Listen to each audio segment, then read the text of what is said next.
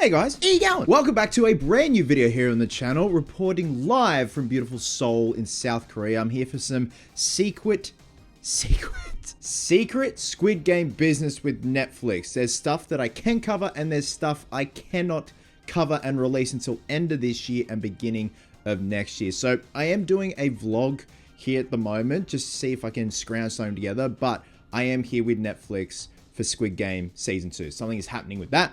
But with that being said, welcome to a brand new episode of Yeah or Nay.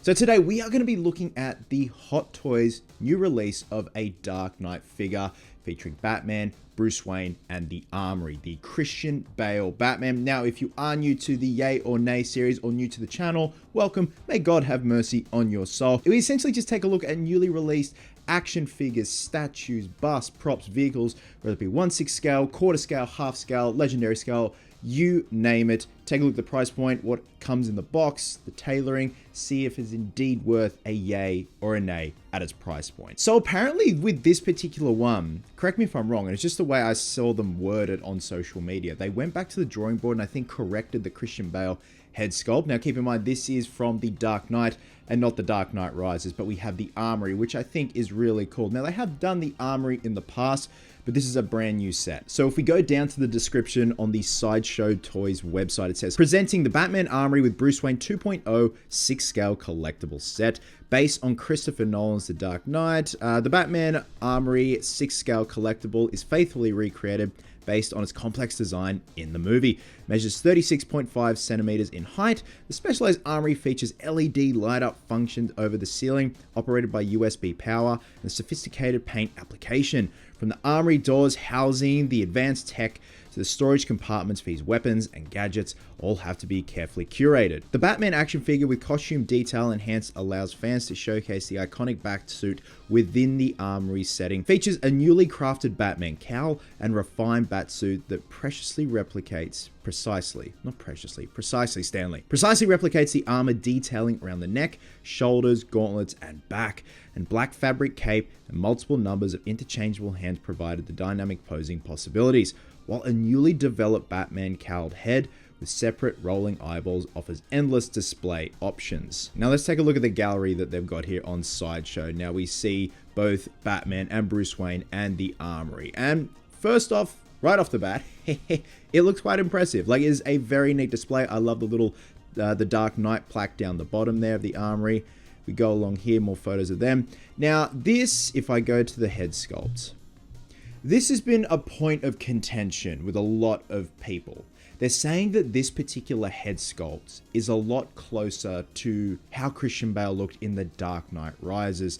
To me, I think he was his most athletic and peaked in The Dark Knight. Like, he was big and burly in Batman Begins, and then he got a lot more leaner and a lot more agile in The Dark Knight. And then Dark Knight Rises, when all those years have passed, he was quite gaunt and like palish, and I feel like this particular paint job is very reminiscent of The Dark Knight Rises. If you said this is a set, an Armory set from The Dark Knight Rises, I'd say, well, yeah, that makes sense. Bruce Wayne looks a lot older. To me, this just doesn't exactly scream how Bale looked in The Dark Knight. He looked a lot healthier, put it that way. But going back and looking at like the tailoring on the suit, it is quite impressive. Again, that looks like Dark Knight Rises Bale, Bruce Wayne. And we go back a bit as well. We also see him in the bat suit. So I'm just getting nothing but Rises vibes with this. Like, it's not exactly making me rise in the pants, put it that way. See, this is like very reminiscent when he comes in on the bat and he has the USB stick and he's talking to Alfred. And there's something with this particular shot here, and it just could be how the lighting was and how it reflects on the eyes. It just seems like a very soulless head cast, if that makes sense, and just the paint application. If we go to the Batman figure, this is where this piece really shines to me. I love that pose right there. I know it's like kind of like strutty and a bit of attitude, but I like that for some reason. They've really captured how natural this figure can look, if that makes sense. I would have probably matted the plating just a little bit.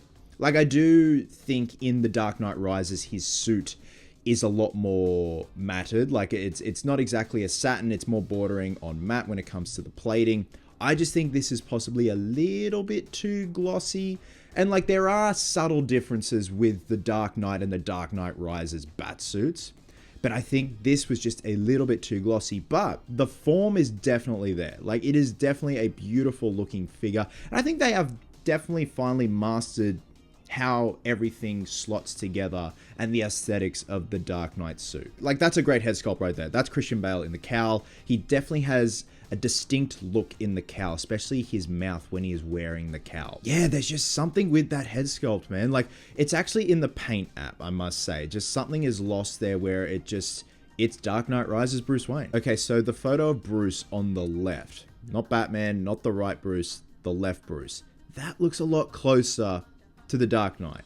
So I don't know, like, it could be one of those things where you might have to get it repainted, because he seemed a bit more tanned in the Dark Knight, and then a lot more pale and almost sickly in Rises. But the details on the suit look incredible, man. Like, I don't know how the hell these guys do it. And then the Armory as well. I think that's obviously the biggest draw card for this piece is the Armory. The Armory is quite beautiful to look at in both the Dark Knight and the Dark Knight Rises. I definitely do love what they did with the Armory and how it's underground in the bunker and it just rises up. And then we've got the full photo of everything. So look, in terms of accessories, like accessories, you're looking at interchangeable hands. That's pretty much it. All the accessories come in that Armory. That is what you are paying for. The engineering that has also gone into said Armory with things folding out. And then you've got like the Batarang showcase folding out, all the gadgets, the gizmos, obviously the cage opening up and stuff like that. So I'm not going to list everything, but you see what's in the box, like weapons, accessories. Like, you get a lot, man. And they break down the costume too. I'm like, guys, you've got enough in the box. You don't need to break down the costume. It's fine. There is a lot in this box. So let's check out the price. Now, keep in mind, I am in Korea and it's putting it in won. So 808,284 won. That is, so in Australian dollars, that's just over 891. Now, if we check that out in USD, you're looking at $592.59 USD. So given the fact that, in my opinion, if I were to get this piece, I'd probably get the Bruce Wayne head sculpt repainted, or I'd try and repaint it myself. I'm not good at 1/6 scale. There are so many artists out there that it's their full-time gig and they look absolutely beautiful.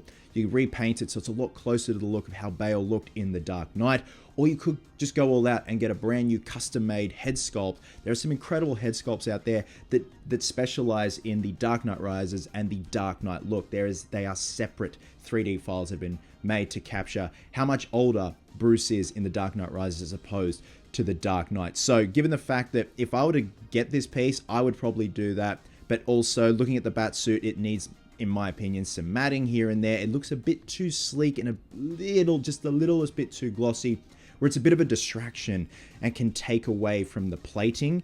At the price point, if you're paying, 870 odd AUD, it's just come in at a nay for me, guys. And there are going to be people out there that are, as soon as they lay eyes on this, pre-order it, and that is fucking awesome, and that is really cool, and that's going to be an awesome addition to your collection. Just for me, when it comes to the finer details, I think where I'm coming from is I have to then spend more money to make this completely accurate in my eyes. Given the fact that 870 odd AUD, I think it is quite good value considering you're getting the Armory as well. Like, if it was just Bruce Wayne and Batman, God no. But at the same time, if I've got to spend sometimes upwards of nearly $900 on a brand new head sculpt, a custom made head sculpt, then that's where it just falls into the nay category for me. And I think also, just the paint app is just very reminiscent of Dark Knight Rises Bruce Wayne. So you guys, the Hot Toys 1/6 scale Batman Armory with Bruce Wayne 2.0 figure comes in just at a nay for me, just given the fact that if I had this in my possession, I would have to spend more to be happy with it and be properly satisfied with it.